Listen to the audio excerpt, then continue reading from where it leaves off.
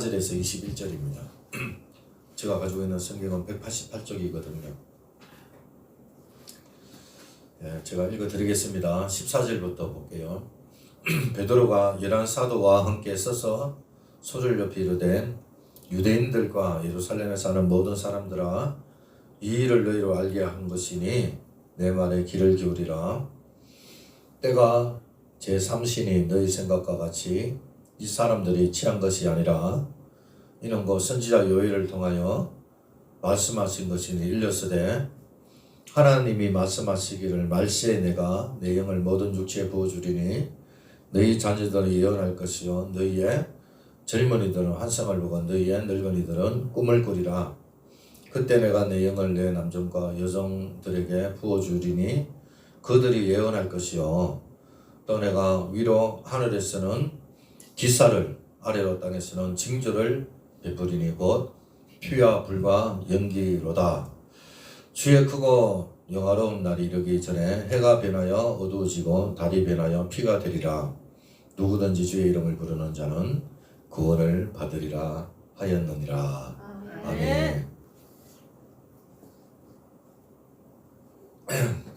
오늘 사도행전 2장 14절에서 21절 말씀을 가지고 한계를 뛰어넘는 길이라는 제목으로 말씀을 나누기로 합니다. 많은 은혜 받으시길 바랍니다. 오늘 14절부터 전체 마지막 절까지 2장 마지막 절까지인데요. 다 읽을 수 없어가지고 21절까지 읽었습니다. 원래 가을에 노잔대회가 있는데 한국교회가 계속적으로 다 같이 이제 사도행전을 하기를 원하지 않습니까? 그래서 저희 교회도 계속적으로 이제 주일은 사도행전으로 말씀을 나눕니다. 우리는 6을 지니고 있기 때문에 세월이 가면 갈수록 한계를 느낍니다. 자신의 연약함을 느끼지요. 그래서 젊었을 때는 모든 것을 할 수 있을 것 같았어요. 밤을 꼬박 새워도 그 다음날 출근을 해도 모든 일을 다 처리했는데, 그래서 젊었을 때는 참 자신이 만만했습니다. 그러나 나이가 들수록 몸의 연약함을 인식하게 되고요, 제한적인 것을 느끼게 되고 불가능한 것을 느끼게 되고 자꾸 벽에 부딪히는 것을 느끼게 됩니다. 암기도 마찬가지잖아요. 젊었을 때는 줄줄줄 외워지던 게 나이 먹으니까 사람 이름조차도 잘 안 외워져요. 긴가민가하고 저 사람이 누구였더라 그렇게 한계를 느끼는 것을 보게 됩니다. 일의 한계, 사역의 한계. 그래서 많은 사람들이 탈출구는 없을까, 해답은 없을까 모르다 궁금해 하지요.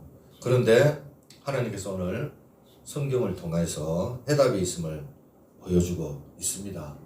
오늘 말씀의 배경을 보면 예수님을 하늘로 승천하시기 전 예수님께서 이 제자들에게 내가 아버지께서 약속하신 것을 너희에게 보내리니 너희는 이로부터 능력을 받기 전에 이 성에 머물러라.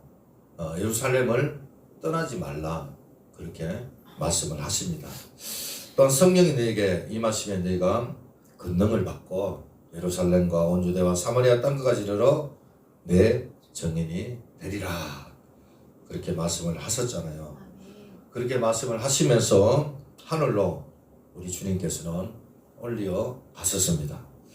예수님이 하늘로 승천하신 후에 이 제자들은 마가 다락방에 머물면서 전심으로 기도를 했습니다. 오순절날 이름에 갑자기 하늘로부터 급하고 강한 바람 소리가 그들에게 임했던 거죠. 이게 청각으로 이제 성령이 온 겁니다.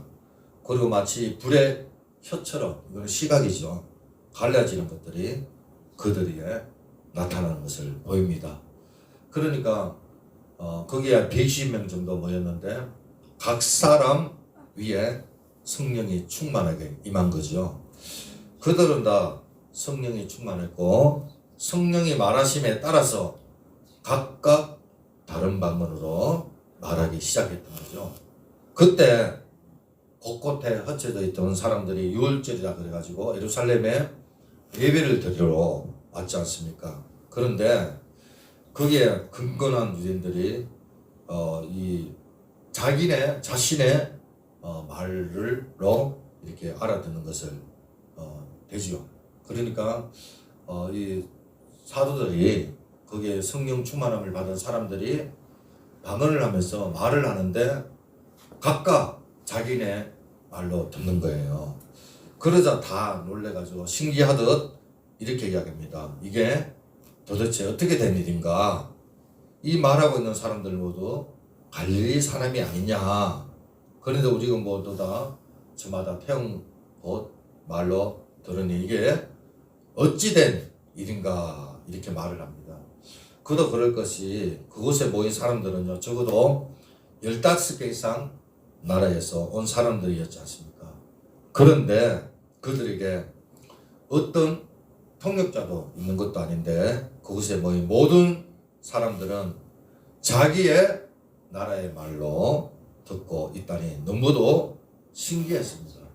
어떤 이들은 저들이 새술에 취했다 그렇게 조롱하기도 했습니다.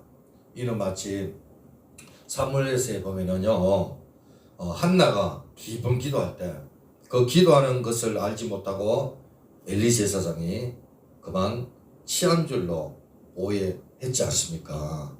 바로 이때 이 광경이 바로 그 한나가 기도했던 엘리 제사장이 착각했던 취했다, 사람들이 술에 취했다 그렇게 조롱을 하면서 비웃습니다. 이때 베드로가 일어나서 그 의문에 대해서 다음같이 이야기를 하죠. 그게 14절입니다. 우리 화면에 있는데 한번 볼까요? 베드로가 열한 사도와 함께 서서 소리 높여 이르되 유대인들과 예루살렘에 사는 모든 사람들아 이 일을 너희로 알게 한 것이니 내 말에 귀를 기울이라. 베드로는 불과 50일 전에만 해도 사람들을 두려워했지 않습니까? 예수님이 체포되어 갔을 때 그는 멀찍이 예수님을 따랐고요. 이 대제사장 집에 한 여자가 너도 그 무리와 함께 있었다 할 때 이 베드로는 아니다. 자신은 그를 알지 못한다. 그러면서 예수님을 부인했습니다. 그리고 좀 있다가 다른 대제사장 하인이 너 맞아. 그때 너 함께 있는 거 내가 분명히 봤다. 목소리가 이를 증명하는데 이렇게 말을 하자 베드로는 저주까지 하면서 예수님을 모른다고 부인을 합니다. 뿐만 아니라 예수님이 십자가에 달려 죽으시고 사흘 만에 부활하신 후에 그 부활하신 주님을 만났음에도 불구하고 사람들이 들어서 문을 잠그고 있는, 그러니까 다른 제자들과 함께 숨어 있는 그런 베드로를 우리가 보게 되거든요. 그런데 오늘 본문에 나오는 이 베드로는 더 이상 사람들을 두려워하거나 사람들을 피하지 않는 그런 모습을 보게 됩니다. 그런 사람들이 술을 취했다 그렇게 얘기하자 내 말에 귀를 기울이라고 오히려 소리를 내면서 그 반대의 말을 하지 않습니까? 지금 이 시간이 아침 9시인데 오전 9시인데 술 먹고 취할 사람이 있겠느냐? 술 취한 거는 저녁에 취하지 무슨 아침부터 술을 취하느냐? 그러면서 술 취한 것이 아니라 하나님의 약속이 성취된 것이라고. 그러면서 이 베드로는 시대를 통찰하는 그런 말을 하고 있는 것입니다. 뿐만 아니라 그는 이 말씀의 계시를 통찰력 있게 이렇게 풀어가면서 특히 요엘서 말씀과 시편을 인용해서 지금 일어나고 있는 일이 구약과 연결되어 있음을 보여준다 이렇게 이야기를 하고 있죠. 그리고 그는 예수 그리스도를 새롭게 알고 깨닫고 그리고 전하는 것을 보게 됩니다. 지금 일어나고 있는 일이 하나님이 보내신 구원자 예수님에 대한 이야기다. 그 연결된 거다라고 이야기를 하고 있는 것입니다. 그는 자기 경험을 말하고 있는 게 아니죠. 또 자기가 알고 있는 성경 지식을 자랑하지 않습니다. 그는 성경의 예언, 하나님이 예수 그리스도라는 것, 그리고 예수 그리스도를 보내셨다는 것, 그리고 그 예수 그리스도가 예언대로 우리를 위하여 십자가에 죽으셨다라는 것을 말하고 있습니다. 저들이 불법을 행했지만 하나님께서는 그 예수를 통하여 주와 그리스도가 되게 하셨다라고 말을 합니다. 이는 어찌된 일이 아니라 하나님 이미 계획 속에서 계획하신 일이라. 그래서 하나님이 죽은 자 가운데서 예수님을 부활시켰다, 살아나게 하셨다라고 그렇게 말을 하고 있습니다. 더 나아가서 예수 그리스도의 성천을 말하면서 하늘로부터 땅에 성령을 보내주셨다라고 이야기를 하고 있습니다. 자, 이렇게 말하고 있는 베드로는 그는 어떤 사람이었습니까? 여러분 한번 생각해 보시길 바랍니다. 그가요, 공부를 많이 한 사람입니까? 그래서 지식이 풍부해가지고 지금 모든 사람에게 일어나서 이렇게 지금 성경을 풀면서 담대하게 이야기하고 있습니까? 그러면은 베드로가 신학을 공부를 했습니까? 아니죠. 그는 원래 학문이 없는 사람입니다. 우리가 다 알다시피 갈릴리 해변에서 고기 잡는 천한 어부였습니다. 그런 그가 선지자를 인용하면서 적절하게 너희는 이 패역한 세대에서 구원을 받으라. 이 40절에 보세요. 너희가 이 패역한 세대에서 구원을 받으라. 그러면서 담대하게 하나님의 말씀을 전하는 것입니다. 사악한 세대다 말하죠. 이것은 상당히 어떤 의미에서 담대하지 않으면 전할 수 없는 말이잖아요. 위협적인 말입니다. 왜냐하면 여러분들이 지금 누군가가 여기서 당신들은 사악한 자다, 패역한 자다, 독사의 자식들아 회개하라. 그러면은 여러분들이 기분이 좋겠냐고요. 정말 그 얘기를 들으면은 상당히 기분이 나쁠 거예요. 그런데 지금 베드로가요, 그 많은 사람들에게 패역한 세대여 구원을 받아라 그렇게 외친단 말이에요. 그렇게 외쳤을 때 베드로가 그렇게 외쳤을 때 어떤 반응이 일어납니까?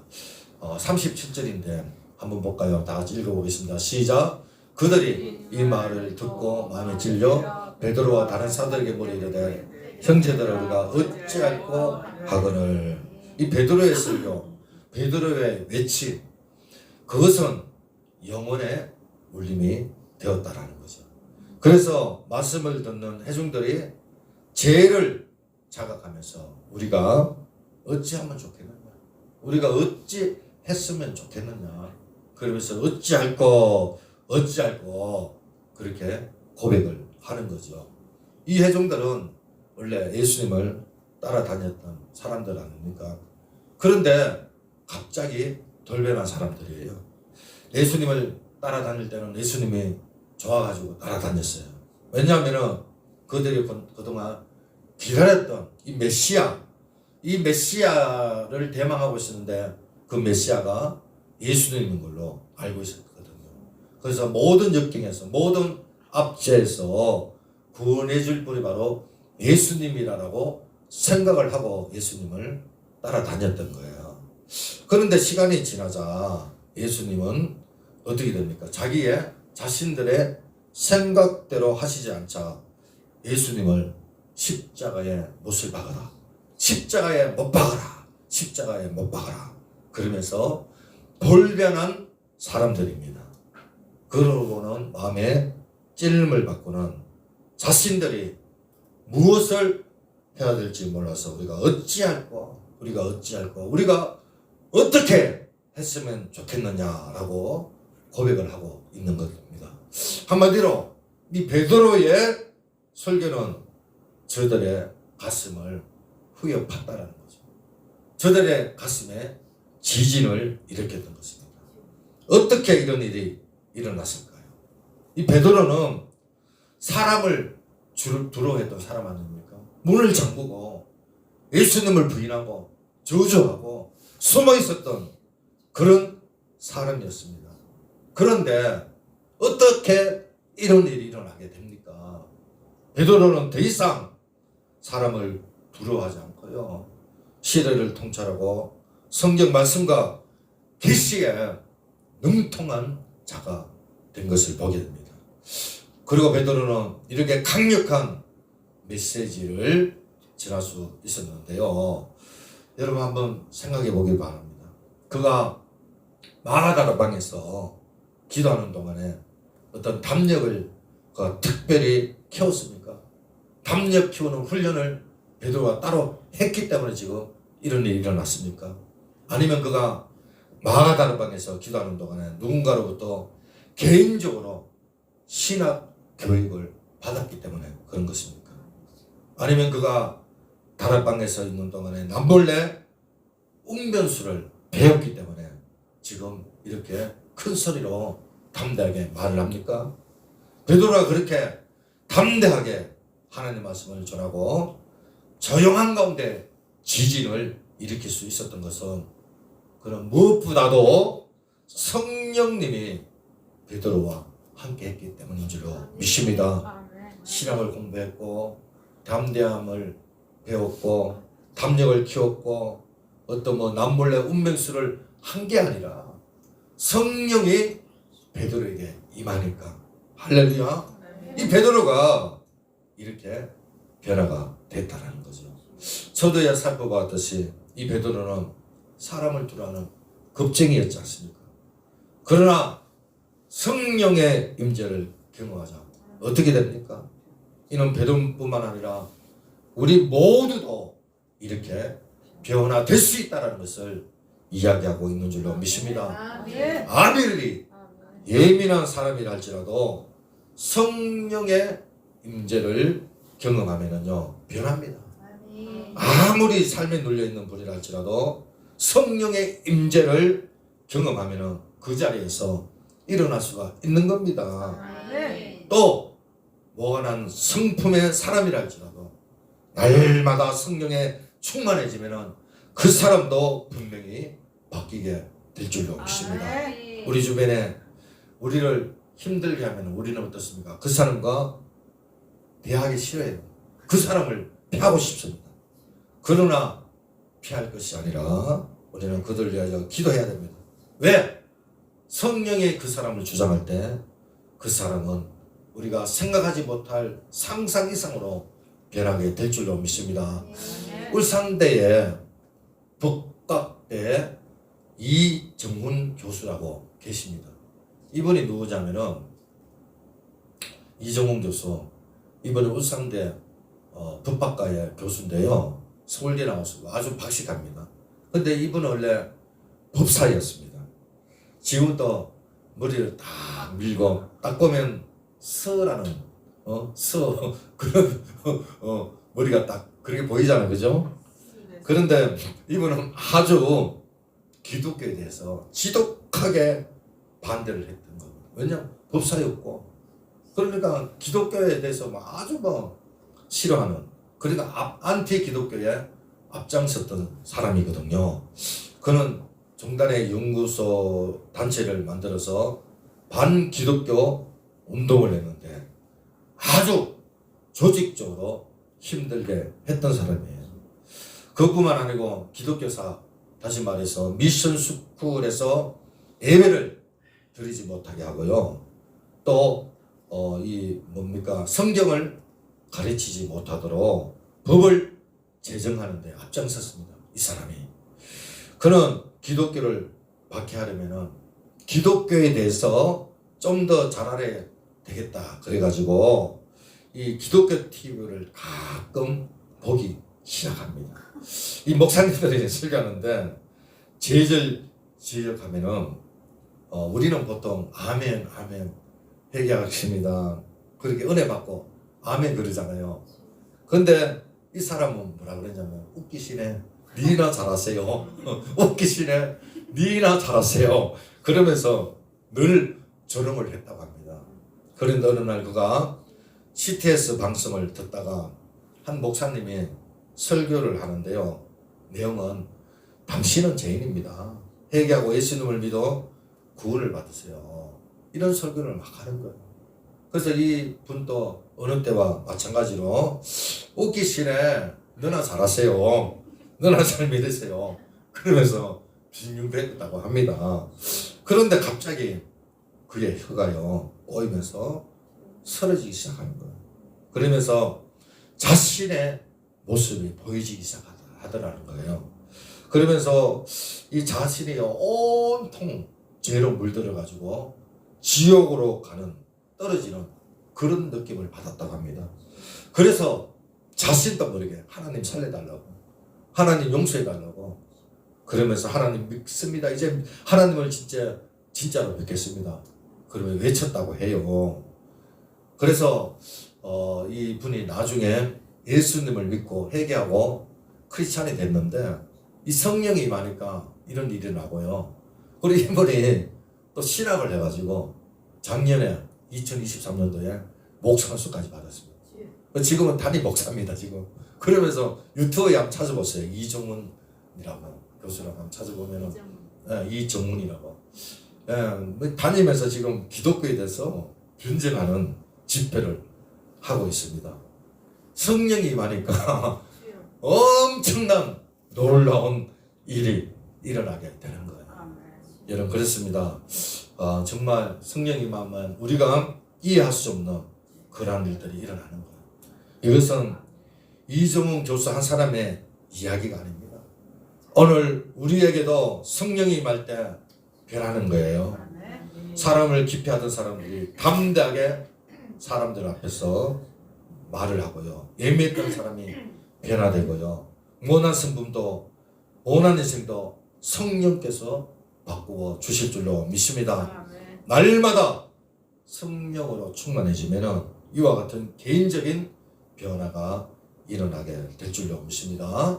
자, 두 번째는 성령이 임하면 공동체가 변합니다. 첫 번째는 개인이 변하고 두 번째는 공동체가 변하는데 14절 앞에 보면은 베드로가 11사도와 함께 서서 소리를 높여 이르되 그랬어요. 이 예수님이 체포당하실 때 베드로뿐만 아니라 나머지 제자들도 다 도망갔지 않습니까? 그러면 내 살려라고 다 도망을 갔어요. 그리고 예수님 부활했을 때 그것을 목격하고 확인을 했음에도 불구하고 그들은 다 문을 잠그고 두려워서 숨어 있었지 않습니까? 그런데 오순절날 성령이 임하자 이 제자들은요 베드로와 함께 서서 이렇게 소리를 높였다. 할렐루야. 베드로가 이란 사도와 함께 서서 소리를 높여 이르되 그랬잖아요. 예, 그러니까 놀라운 일이 납니다.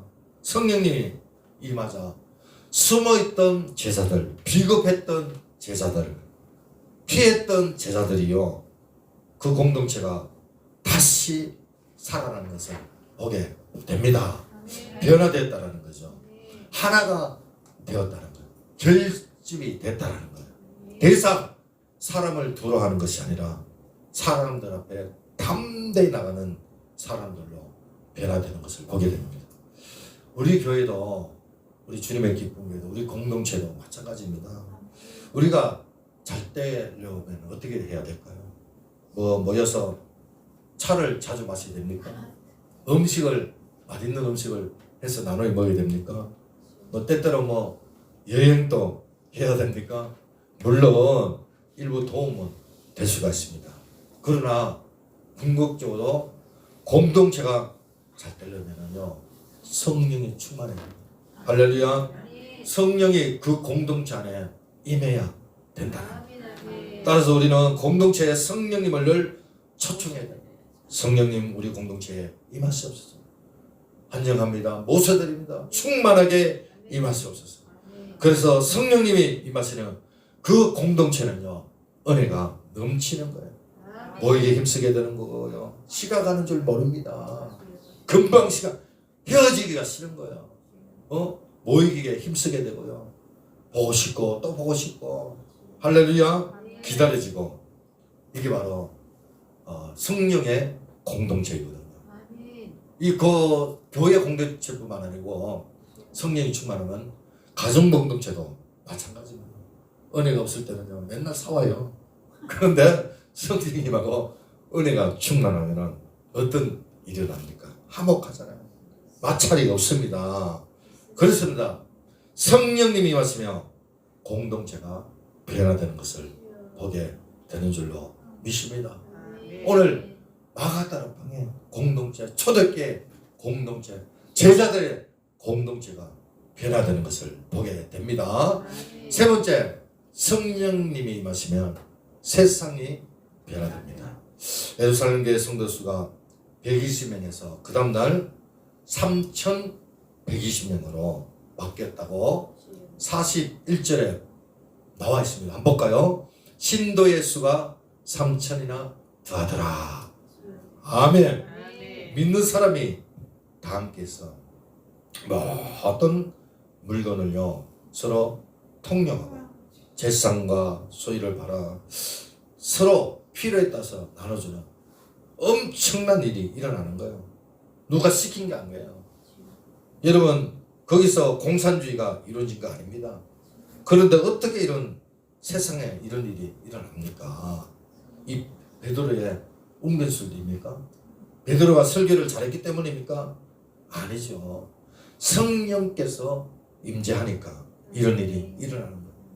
믿지 않던 사람들이 예수님을 십자가에 못 박으라고 하는 그 사람들이 폭동들이 이날에 예수 믿는 3,000명이나 되어지는 할렐루야.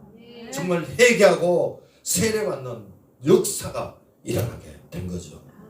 그리고 베드로의 설교 가운데 성령님의 임재를 인해서 이와 같은 유무상통이 일어난 거예요. 아멘. 서로 자기 부분을 아끼지 않고 나누는 그런 일이 일어났다는 거죠. 그렇습니다. 성령님이 임하시면 세상이 변합니다. 성령이 임하시면 우리 개인적으로 일의 성과가 달라지는 거죠. 성령이 임하면 통찰력이 보입니다. 그래서 하나님이 깨달음을 주셔서 사람들이 모인 곳에 변화가 일어나는 거예요. 그래서 사회가 변하고요, 세상이 변하고요, 조직이 변하고요, 단체가 변하는 것입니다. 자, 그렇다면 우리가 어떻게 이렇게 성령의 충만함을 받을 수 있을까? 어떻게 하면 성령이 임재할 수가 있을까? 우리가 한번 38절을 볼까요? 38절에 보니까 베드로가 이르되 내가 회개하여 각각 예수의 이름으로 세례를 받고 제사함을 받아 그러면 성령의 선물을 받는다. 할렐루야.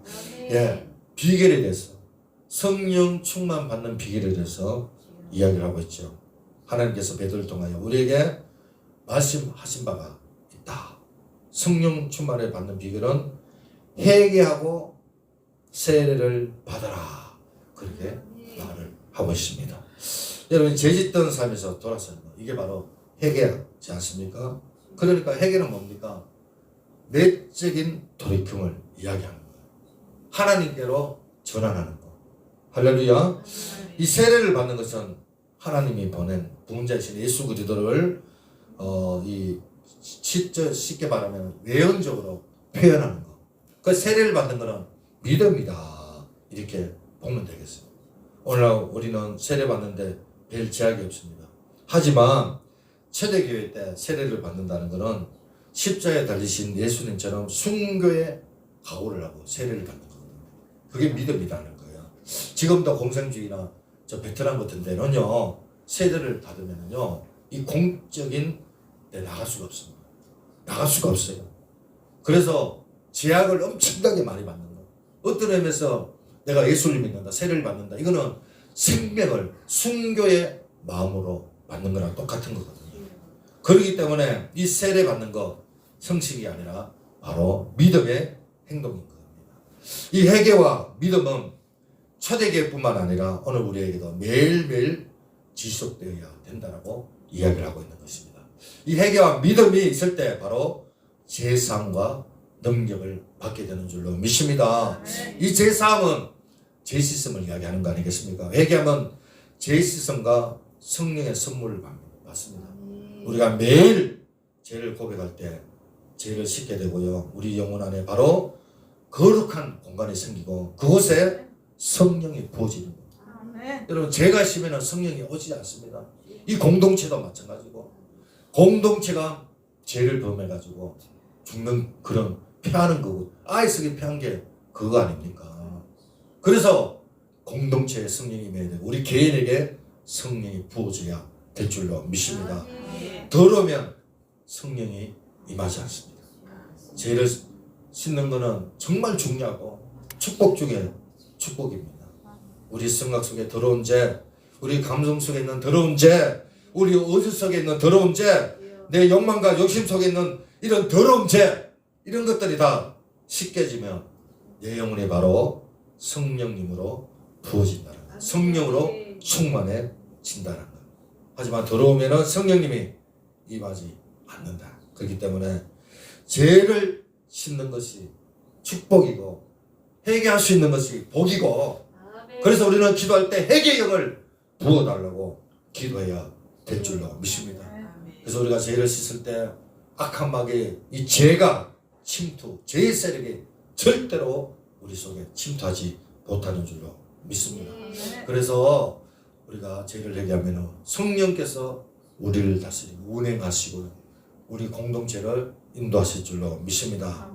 그래서 성령님이 임하심으로 성령님이 우리 안에 오셔서 우리의 생각과 성품을 예수님을 닮아가게 만들라는 거예요. 그분의 통치가 우리 안에 일어나게 되는 거예요. 일을 하시는 분이 성령인 것입니다. 이 성령이 부어지는 조건은 날마다 죄를 씻는 데 있다. 우리는 어떻게 날마다 죄를 씻습니까? 그것은 바로 말씀과 기도인 것입니다. 디모데후서 4장 5절에 보니까 하나님의 말씀과 기도로 거룩하여 지내니라. 그래서 우리가 죄를 씻는 거는요 말씀과 기도인 거예요. 우리가 말씀을 계속 읽으면 우리의 혼에 더러운 것이 씻깁니다. 그래서 초대교회들은 시편을요 하루에 75편씩 읽었다고 해요. 그리고 지금도 어느 수도원에 가면은 하루에 시편 150편을 매일 읽는다고 해요. 이거를 설교를 대신한다고 해요. 그러니까 시편을 읽을 때 영혼이 씻겨지고 성령이 부어지기 때문에 그런 것입니다. 그런데 왜 오늘날 우리 가운데 성령의 역사가 없습니까? 왜 기도에 응답이 없습니까? 그것은 바로 우리 안에 죄성이 남아있기 때문에 그런 것입니다. 이 죄를 씻기 위해서 내 안에 더러운 것이 있다는 것을 인식하기 위해서 성령이 오셔서 진리의 말씀으로 우리를 비춰줘야 된다는 겁니다. 그래서 우리 하여금 회개의 영을 깨우쳐서 우리가 회개하고 날마다 마음이 찔려서 우리가 깨끗하게 될 때 우리는요 주님의 은혜를 받게 되고 성령의 충만함을 받게 되고 주님과 날마다 함께하는 성령의 역사가 일어나게 되는 줄로 믿습니다. 그래서 우리는 이 두 가지 반응, 그래서 정말 기도와 말씀, 믿음과 세례, 회개, 우리가 이 가운데서 얼마나 서야 되고, 오늘 이 베드로가 서서 외쳤을 때 사람들이 우리가 말씀을 보았듯이 어찌할까 그러면서 마음이 질려서 그들이 정말 이 회개하고 통회하는 그런 모습을 보게 됩니다. 할렐루야. 자, 이 어찌할 거가요 두 가지 반응이 있는 걸 봅니다. 오늘 베드로가 설교했을 때 나타나는 어찌할 거가 있고, 또 서대반 집사가 사도행전 7장에 보면은 이 설교를 했을 때 저들이 찔림을 받는데 어떤 찔림을 받습니까? 이를 가면서 듣기 싫어합니다. 길을 막습니다. 그리고 돌로 서대반을 쳐 죽이는 것을 보게 됩니다. 지금도 강단에서 하나님 말씀을 전하면 듣는 사람들이 아멘 은혜 받습니다. 말씀대로 살겠습니다. 죄를 회개하십니다. 성령이 우리 가운데 거룩한 가운데 임합니다. 그러면서 죄를 짓지 않으려고 회개하려고 말씀과 기도로 살려고 그렇게 노력하는 거 있는 사람이 있는가 하면은 어떤 사람은요, 저 목사가 나를 치네, 누구한테 저 뭐 들었나, 그러면서 삐딱하게 항거하는 그런 사람도 있다라는 거죠. 중요한 것은 내가 하나님 앞에 어떤 자세로 사느냐 가느냐, 말씀 앞에 어떻게 반응하느냐가 중요한 줄로 믿습니다. 이제 말씀을 마칠게요. 성도 여러분, 우리 모두 다 삶이 변화되길 원합니다. 달라지길 원합니다. 그것은 성령님이 오실 때 가능한 거예요. 날마다 죄를 씻고 성령의 충만한 은혜를 공급받아야 됩니다. 이를 위해서 더 이상 말씀과 기도의 자리로 우리는 나가야 됩니다. 말씀으로 죄를 씻고 기도로 성령의 기름을 받으시길 바랍니다. 우리의 삶에 한계가 있습니까? 우리가 어떻게 그 한계를 이길 수가 있습니까? 바로 성령의 충만함을 받을 때 우리는 한계를 뛰어넘는, 그리고 놀라운 인생으로 살게 되는 줄로 주님의 이름으로 축원드리겠습니다. 우리 찬송가 183장 부르시고 우리 오늘 말씀을 생각하면서 한번 기도하겠습니다. 하나님, 나에게 이 성령 회개 그리고 제사함을 주시고 기도의 자리로 믿음으로 세례를 받는 그런 저희들 되기를 하고 그렇게 기도하는 시간이 되기 바랍니다.